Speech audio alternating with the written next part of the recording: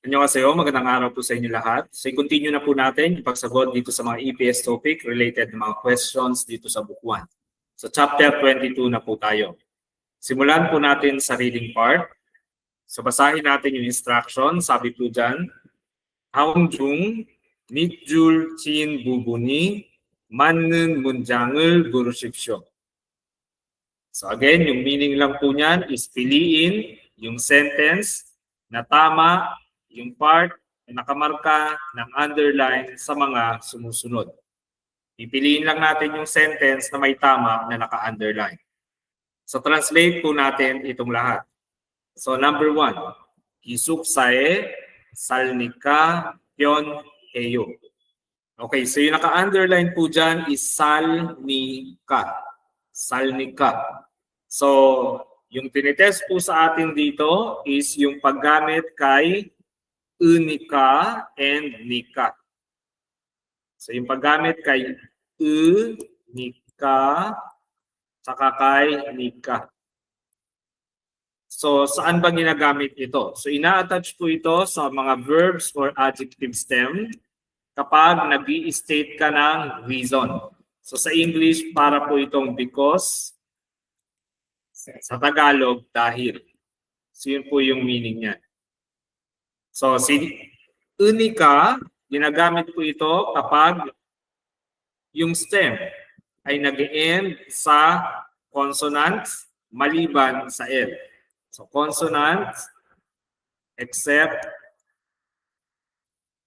L. Yung L sound, consonant.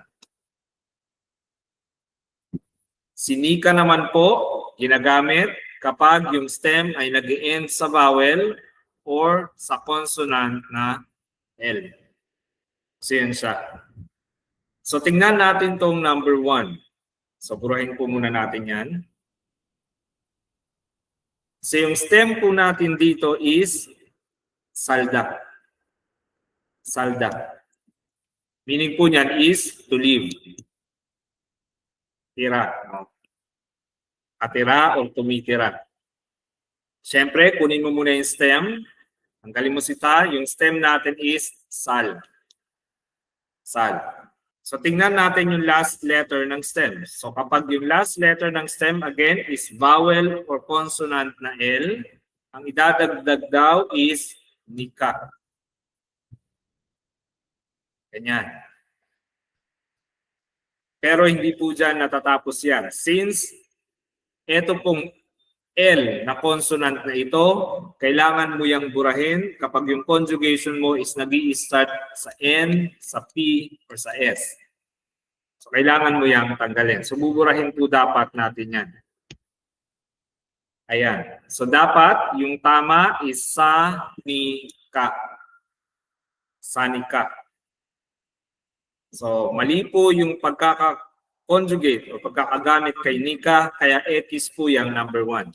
So, dapat 기숙사에 사니까 변해요. So, translate natin. 기숙사 meaning po niyan is dorm. Merong location particle. 사니까. So, ibig sabihin, because I live or dahil nakatira ako sa dormitoryo, kaya 변해요. So 변해요, ibig sabihin po niyan is comfortable. Comfortable or convenient. So yun yung ibig niya sabihin. So dahil daw nakatira siya sa dormitoryo, kaya komportable daw siya. So yun yung meaning niya. It's comfortable because I live in the dormitory. So again, number 1 is wrong. Kasi mali yung pagkakagamit kay nika. So, burahin po muna natin yan. Dito tayo sa number 2. Sabi, 상자가 무겁 우니까 조심하세요. So, yung naka-underline is 무겁 우니까. Tingnan natin kung tama yung pagkakagamit kay nika. So, yung adjective natin dyan is 무겁다.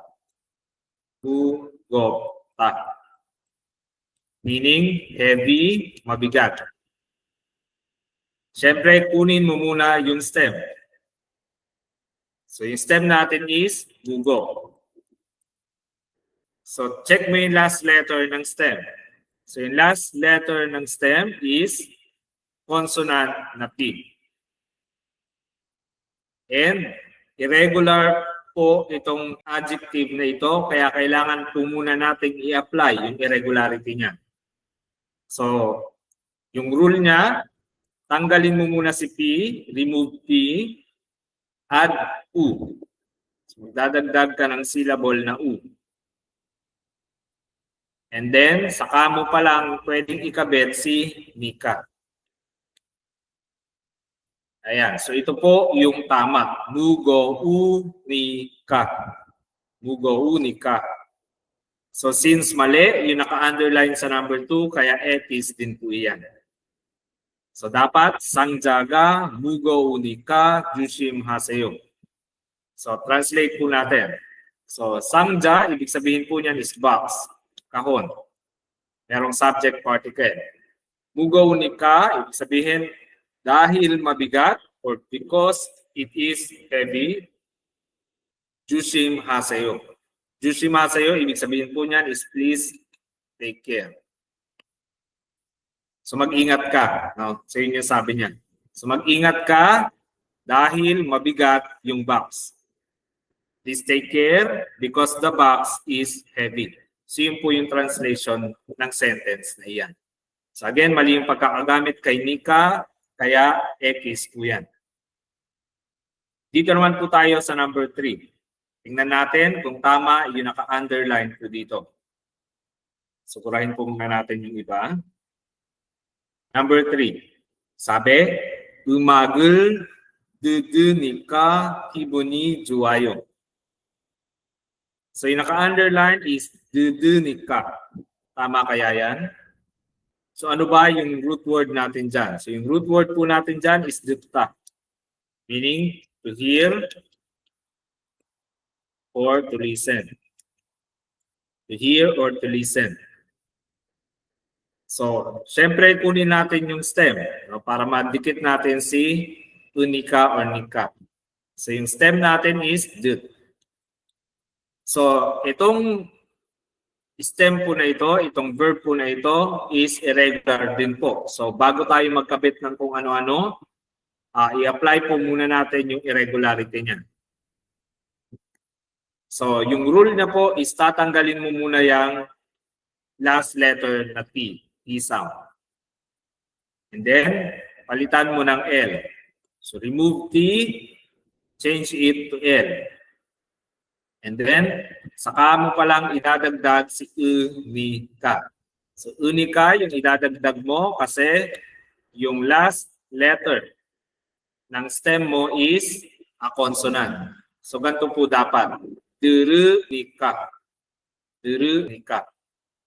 So, ibig sabihin, because I'm listening. No? Dahil nakikinig ako. So yun yung meaning niya. So, mali yung naka-underline kaya etis po yung number 3. So, translate po natin.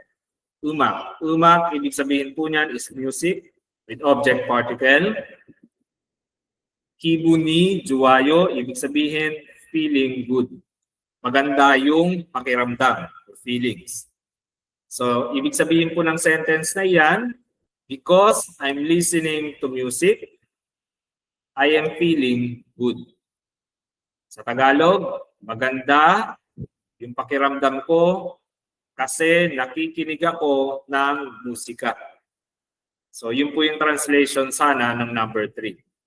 Pero since mali, yung naka-conjugate or yung paggamit kay nika or unika, kaya X din po yan. So, obviously, the correct answer is number 4. So, tingnan natin kung bakit. So, burahin po muna natin yung iba. So, sabi sa number 4, 제주도가 유명하니까 가보세요. So, yung naka-underline is 유명하니까. So, kunin natin yung root word. So, yung root word po dyan is 유명하다. 유명하다.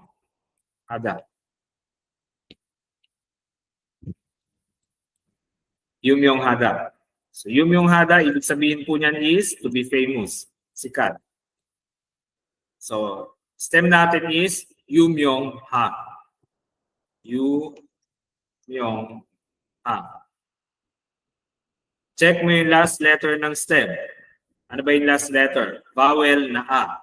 So again, kapag yung last letter ng stem is vowel or yung consonant na L, ang didikit daw is si Nika. So ito po yung tama, Yumyong Hanika. So since tama rin po yung naka-underline, so yun yung dahilan kung bakit correct itong number 4. So translate po natin yung meaning niya. Sabi, Jeju-do. Jeju-do is yung Jeju City or Jeju Island.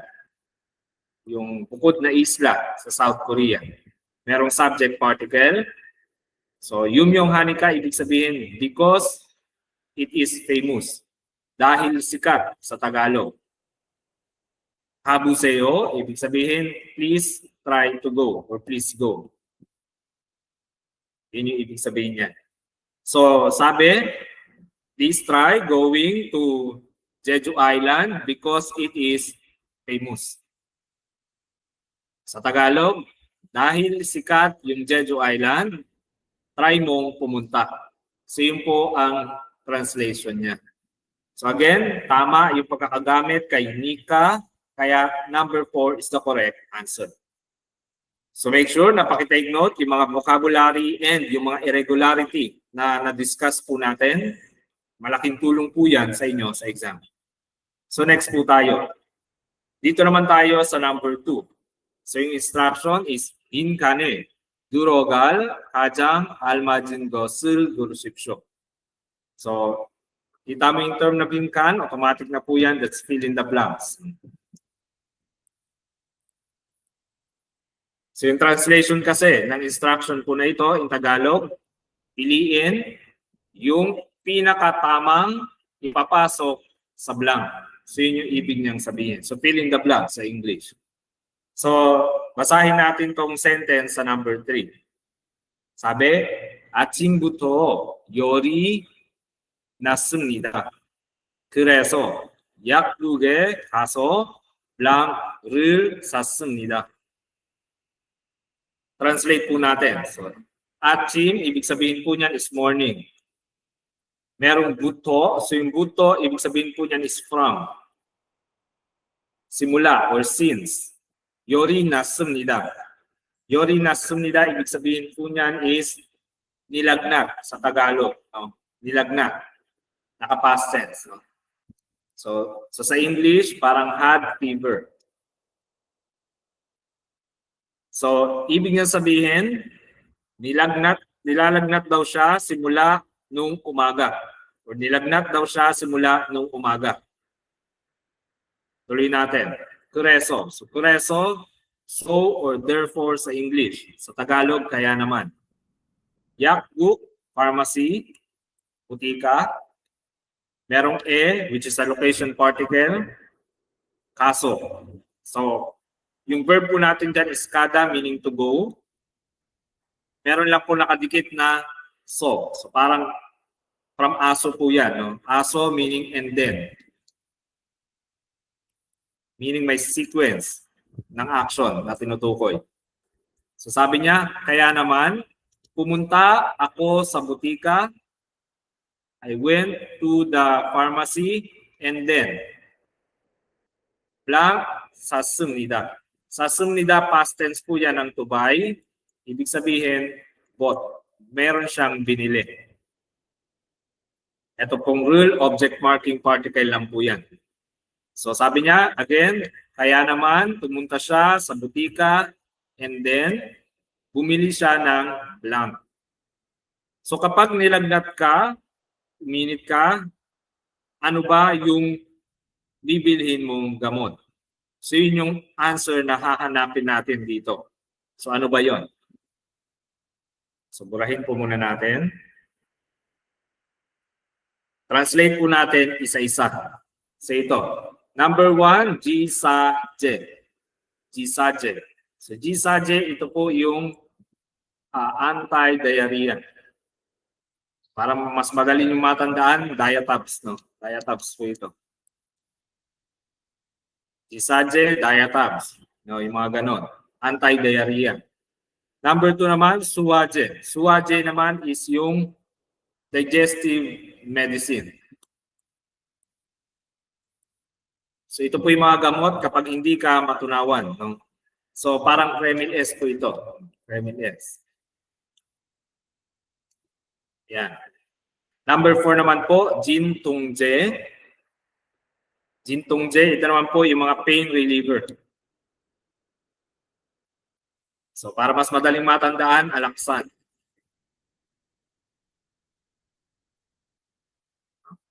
And number 3 naman po is Heyolje. Ito naman po yung mga fever reducer. Kahit anong gamot na nagpapababa ng lagnat. Fever reducer. So parang biogesic po ito. So of course, yan po yung sagot na hinahanap natin, Heyolje. Since yung term na ginamit niya sa unang sentence is Yori Nasunida. Ibig sabihin, nilagnat siya. So, gamot sa lagnat, syempre yung bibilhin mo kapag pupunta ka ng butika. So, number 3 is the correct answer. So, pakitake note po ng mga vocabulary na yan. For sure, lumalabas yan sa exam. So, next po tayo. Dito naman tayo sa number 3. So, yung instruction, 인간의 들어갈 알맞은 표현을 골라 문장을 완성하십시오. So, ibig sabihin lang po niyan, piliin yung tamang expression na ipapasok sa blank and kompletuhin yung sentence. So, parang fill in the blanks lang po ito actually. So, basahin natin yung sentence. Sabi dyan, 차가운 음료수를 많이 마셔서 blank. 그래서 집에 있는 약을 먹었습니다. 약을 먹은 후에도 계속 배가 아프면 병원에 가려고 합니다. Okay, so translate po natin itong sentence. 차가운. So 차가운 meaning po niyan is cold, malamig. Merong minumodify na noun na kasunod. Yung tinutukoy niyang malamig is 음료수. 음료수, ibig sabihin po niyan is beverage. Inumin sa Tagalog. Merong rel, which is object particle. Many. Many, ibig sabihin po niyan is many, marami, or a lot. Masyoso. Masyoso, yung root word po natin dyan, mashida, to drink. Merong nakadikit na oso. Oso meaning because. So, nag-i-state siya ng reason. So, sa English, because I drank. No? Past tense. So, Tagalogin natin. So, dahil uminom daw siya ng maraming malalamig or malamig na inumin, kaya drank. So, yan yung hahanapin natin mamaya. Purahin po muna natin. Tuloy natin sa susunod na sentence. 그래서. So, 그래서, ibig sabihin so, therefore, or kaya naman. 집에 있는. So, 집에 있는, ibig sabihin, yung mayroon sa bahay. Mayroon sa bahay. Na ano? Yak. Yak is medicine. Gamot. With object marking particle. 먹었습니다. Ibig sabihin po niyan to eat na naka-past tense or to take na naka-past tense. So since gamot yung pinag-uusapan natin, took ang meaning niya. Past tense ng take. So kaya naman, nag-take ako ng gamot na mayroon sa bahay. Yun yung ibig niyang sabihin. So tuloy natin sa susunod na sentence. Kuha pa tayo ng clue. Yeah. So yak, again, gamot, medicine with object particle. 먹은 후에. So 먹은 후에, ibig sabihin po niyan is after taking. No? And huwe kasi, ibig sabihin po niyan after. And then yung mok, again, take. Yung to po dito, pwede rin pong even. Parang kahit na sa Tagalog. Kesok naman po, ibig sabihin continuously or tuloy-tuloy. Continuous o tuloy-tuloy. Hega, up to the, ibig sabihin po niyan is masakit yung tiyan. No? Hega, up to the, masakit yung tiyan, merong yun. Ibig sabihin kung or kapag. If sa English. Byongon, ibig sabihin hospital. Merong location particle. Karyugu hamnida, ibig sabihin I intend to go. Intend to go. Intend to go or I will go. Meron siyang balak gawin. So, translate po natin sa Tagalog. Pupunta ako sa hospital kapag masakit pa rin yung tiyan ko ng tuloy-tuloy kahit na pagkatapos ko inumin yung gamot. Sa English, I intend to go to the hospital if my stomach hurts continuously even after taking the medicine. So yun yung ibig niyang sabihin. So yung clue po natin dito is ito, Pega Apuda. Pega Apuda.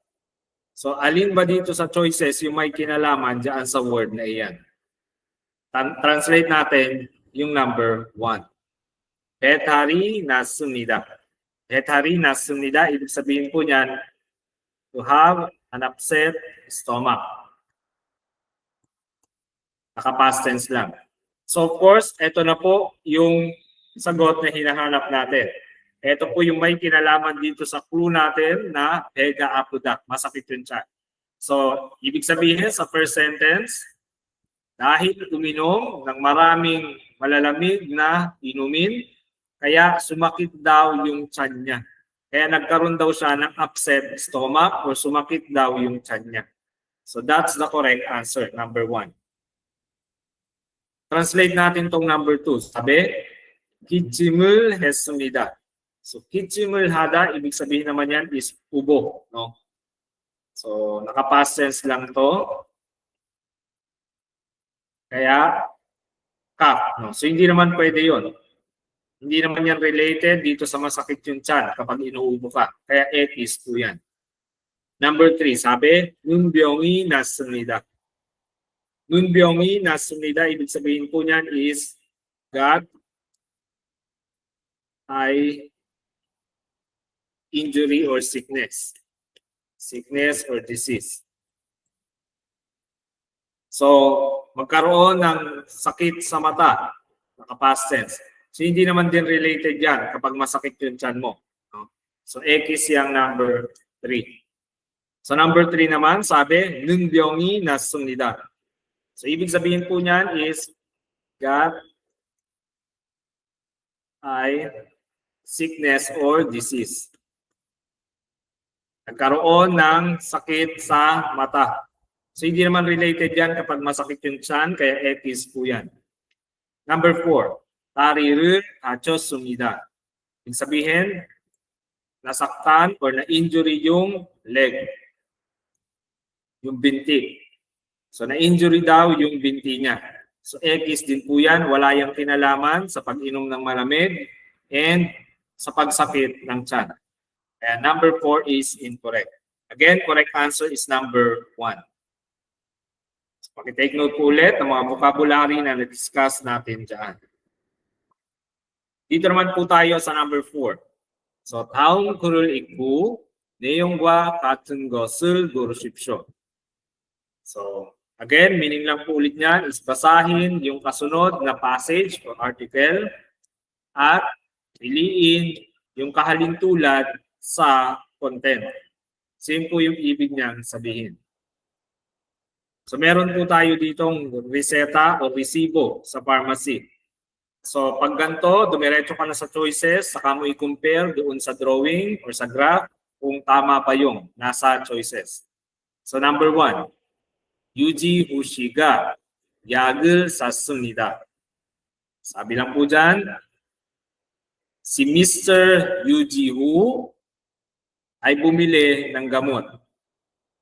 So, Mr. Yuji Hu, Mr. or Miss Yuji Hu, may subject particle, yak meaning medicine with object particle, sasumnida meaning bought. So, bumili daw ng gamot si Miss or Mr. Yuji Hu. Tama ba yon? Mali, kasi yung bumili ng gamot is si Agong Nim. No? So yung Nim parang honorific lang po yan. No? Kapag tao yung tinutukoy. Agong Nim. So hindi naman Yuji Hu yung nakalagay, kaya X po yan.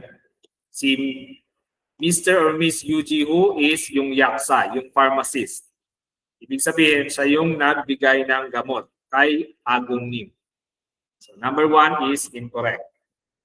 So, burahin po muna natin. Number 2 tayo. Agong 씨는 25살입니다. So, si Mr. or Miss Agong daw ay 25살. So, ibig sabihin, 25, 25, pure Korean number with counting unit na sal, meaning years old. So, 25 years old daw si Mr. or Miss Agong. Tama ba yan? Mali po. Kasi si Mr. or Miss Agong daw ay 28. So, ibig sabihin 28 years old. So, itong sal and se, same po yan counting unit kapag edad ang pinag-uusapan. Mas magalang lang itong si se and mas madalas gamitin sa mga formal situations. So, yan po yung kaibahan nila. So, hindi po siya 25 years old, kaya X po yung number 2. So, burahin po muna natin. So, number 3, sabi, yak은 이틀 동안 먹을 수 있습니다. 약은 이틀 동안 먹을 수 있습니다. Translate po natin to. So, yak, ibig sabihin, medicine, gamot. Merong topic particle, itil. So, itil, ito pakitake note, ibig sabihin po niyan is 2 days. Itil. So, itong tungan, ibig sabihin lang po niyan is 4 or yung duration. Nag-i-state lang siya ng duration. Mokta. So, yung verb po natin dyan is mokta, meaning again, to eat or to take. So, to take siya kasi gamot yung pinag-uusapan natin. 울수 있습니다. So, 울수 있습니다. Grammar pattern meaning can. Kaya or pwede. Ibig sabihin lang po niyan, yung gamot daw is pwede niyang i-take ng 2 araw. Tama ba yan? Yes po, tama yan. Andito po yan. No? I-il-bun. So, ito po pakitandaan, kapag gantong mga reseta na galing sa pharmacy or sa doktor, ilbun po, meaning po niyan is kung ilang araw mo pwedeng i-take yung medicine na iyon, yung gamot na iyon. So, yung meaning po nito is parang day supply. So, kung ilang araw mo pwedeng inumin yung gamot na iyon. So, dito nakalagay, 2, so i-ilbun. So, supply ng medicine o yung dose ng medicine para sa 2 araw. So, tama po itong number 3. So, ito po yung sagot na hinahanap po natin. So, tama yan. Pwede niyang inumin ng 2 araw yung gamot. That's the correct answer. So, burahin po muna natin.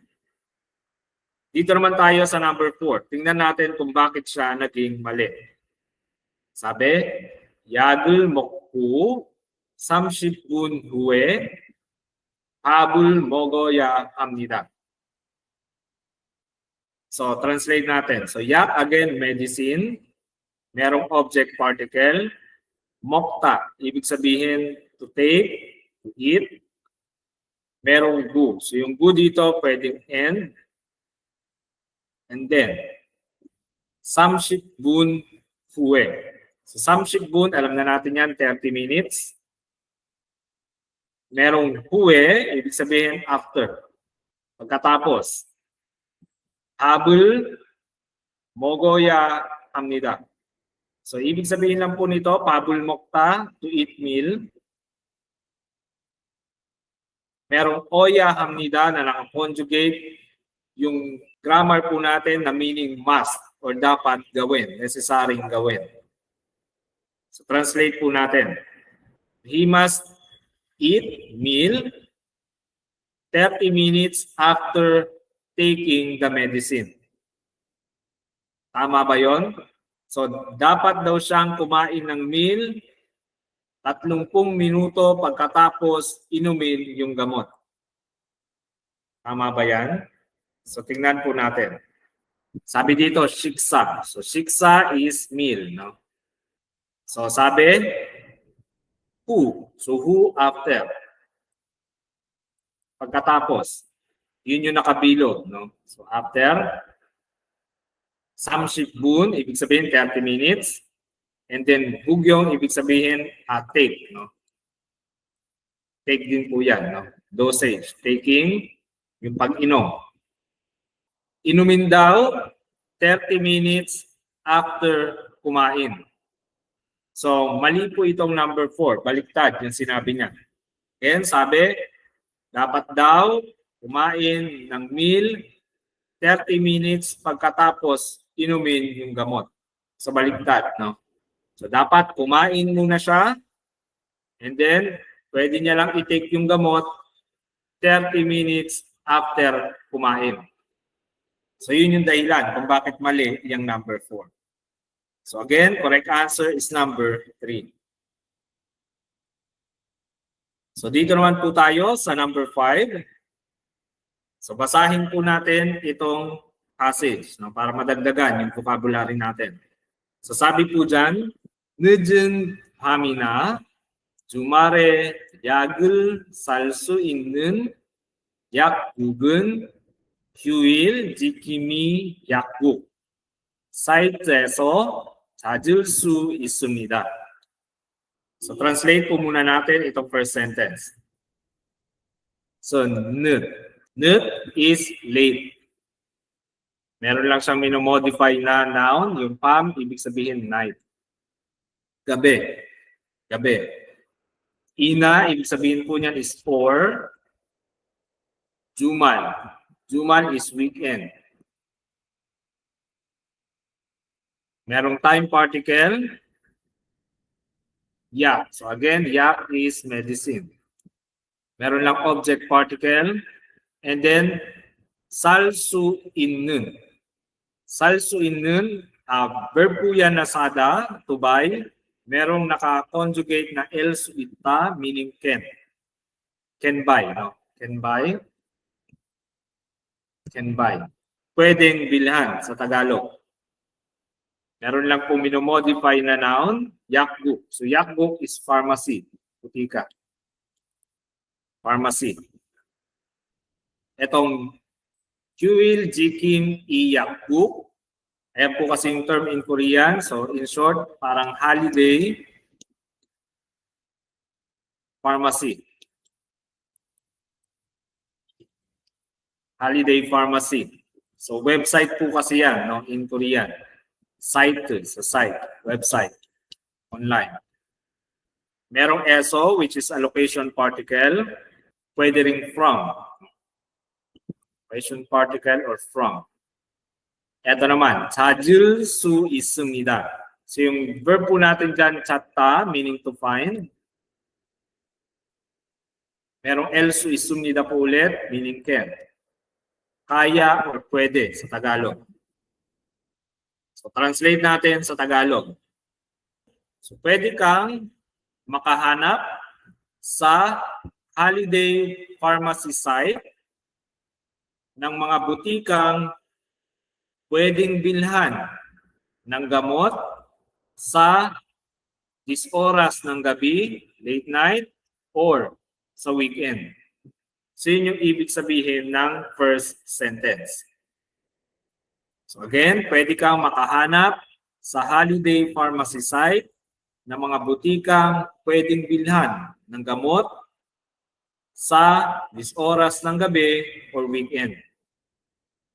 So paki-take note po yung mga vocabulary na iyan. So buburahin ko po muna. Next, 이 사이트에서는 지역별, 시간대별로 문을 여는 약국을 손쉽게 검색할 수 있습니다. Translate po natin. Ibig sabihin this, ito, site. So, site, again, website, site. Merong ESO, location particle, or from. Merong nun, topic particle, 지역별. So, 지역별, ibig sabihin lang po niyan is region. So, region. Lugar. Region, area. 시간대별, ibig sabihin lang po niyan is by time. Schedule. Schedule. Or time specific. 문을 여는. So, 문을 열다 po yan actually. Meaning, yung opening hours ng isang establishment. No, yung literal na translation is pagbukas ng pinto. So, open. Opening hours ng establishment. Yun yung meaning niya. 약국. 약국 is pharmacy. 손쉽게, ibig sabihin lang po niyan is easily. Madali. 검색하다. So yung verb natin dito, 검색하다, ibig sabihin po niyan is to search. Mag-search, no? Merong else suisunida ulit, meaning can, kaya, pwede. So translate natin. So, pwede kang mag-search easily ng butikang nagbubukas by schedule or by region sa site na ito. So, Englishin natin. So, sabi, you can easily search pharmacy that is open depending on schedule or by region in this website or in this site. So, yun yung ibig niyang sabihin. So, pakitake note po niya mga vocabulary na iyan, then proceed tayo sa kasunod. 하지만 집 근처에 가까운 휴일 약국이 없다면 지사제, 진통제 같은 약은 의사의 처방 없이도 편의점에서 살 수 있습니다. So translate po natin. Hajiman. So hajiman, but, however, pero. Sa Tagalog, jeep is bahay, house. 근처. So 근처에, ibig sabihin lang po niyan, nearby, malapit, sa malapit. Kakaun, ibig sabihin near, malapit. Ito, Huil Jikimi Yakbu. So ibig sabihin po ulit niyan is Holiday Pharmacy. Yung website. Meron lang subject particle, optamion. So, optamion, ibig sabihin lang po niyan is if none or kung wala. Sa Tagalog, if none. O kung wala, Gisaje. So again, Gisaje, yung mga anti-diarrhea, diatabs, na para mas madaling yung maintindihan. Diatabs. Diatabs, no? Anti-diarrhea. So Jintongje, again, ibig sabihin po niyan is yung pain relievers, parang mga alaksan, no? Laksan. Katun yagun, ibig sabihin, mga gamot na katulad. Katun yagun. Isa. So, isa, doktor. Merong yung parang apostrophe S sa English. Chobang. So, chobang is prescription. So, doctor's prescription. Parang reseta ng doktor. Opsido. So, opsido, ibig sabihin lang po niyan kahit wala sa Tagalog. Even without. Pionijomeso. So, ibig sabihin sa convenience store daw. Sal su isumnida, meaning can buy. Pwedeng bumili. So, Tagalogin natin. So, sabi niya, pero kung walang holiday pharmacy sa malapit sa bahay mo, pwede kang bumili sa convenience store kahit walang reseta ng doktor ng mga gamot katulad ng Diatabs or Alaxan, yung mga anti-diarrhea or pain reliever. So yun po yung ibig sabihin ng last sentence. So pakitake note po ng mga vocabulary na iyan and make sure na i-memorize. So dito naman tayo sa choices. Tingnan natin kung alin dito yung kahalintulad dun sa nabasa natin. Number 1, 편의점에서 진통제를 살 수 있습니다. So 편의점, convenience store, merong ESO, location particle, 진통제, again, Alaxan, pain reliever, merong object particle, 살 수 있습니다, again, can buy. Pwedeng bumili sa Tagalog.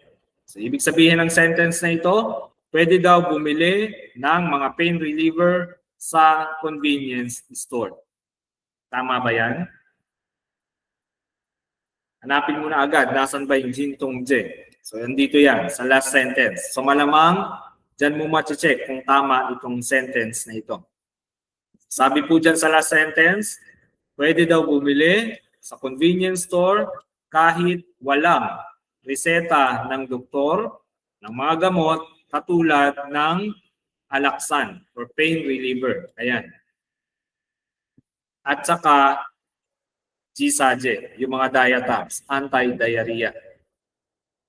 So, katulad po doon sa sentence na nabasa natin sa taas, or dito sa passage na ito, kaya ito po yung sagot na hinahanap natin. Number 1 is correct. So, parehas po doon sa nabasa natin. So, number 2 tayo. Tingnan natin kung bakit ito naging mali. Sabi, 늦은 밤에는 약을 파는 곳이 없습니다. Translate natin. So, 늦은 밤, again, late night. Is oras ng gabi. Meron lang time particle and topic particle. Yak, again, gamot, medicine, 파는 곳이.